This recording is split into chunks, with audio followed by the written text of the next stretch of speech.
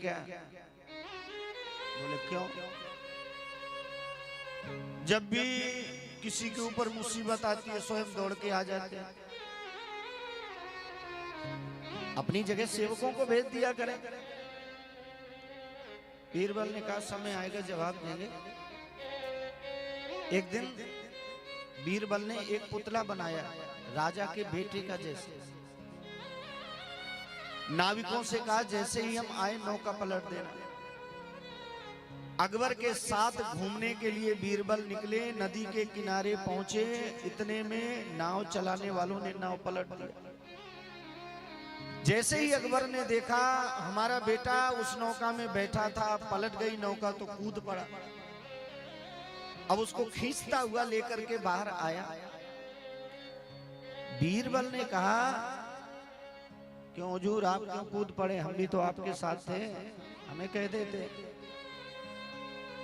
अकबर ने कहा हमने सोचा बीरबल लगता है हमारा बेटा डूब रहा है। तो जब कोई अपना मुसीबत में होता है तो आदमी स्वयं बचाने के लिए दौड़ता है। बीरबल ने कहा हुजूर आपके प्रश्न का ही हमें जवाब देना था।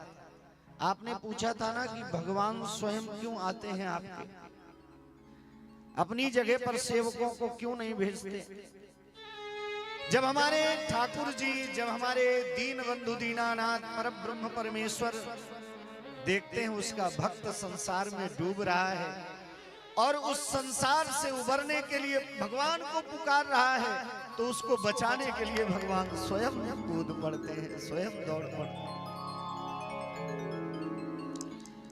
अब जन्म और अवतार में भेद है। मनुष्य जन्म लेता है पर भगवान अवतरित होते हैं।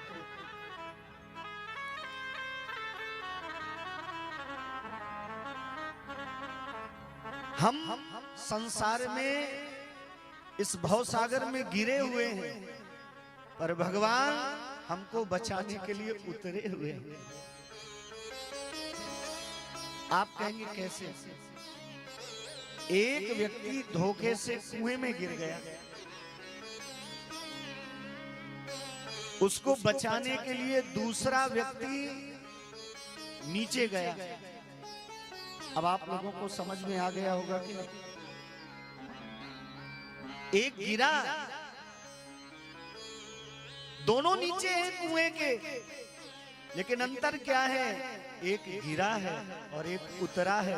हम इस संसार में अपने कर्मों की वजह से पतित होकर के गिरे हुए हैं और भगवान हमको बचाने के लिए जन्म लेकर उतरे हुए हैं। वो हमारे कृतार्थ के लिए आते हैं, इसलिए भगवान का अवतरण होता है।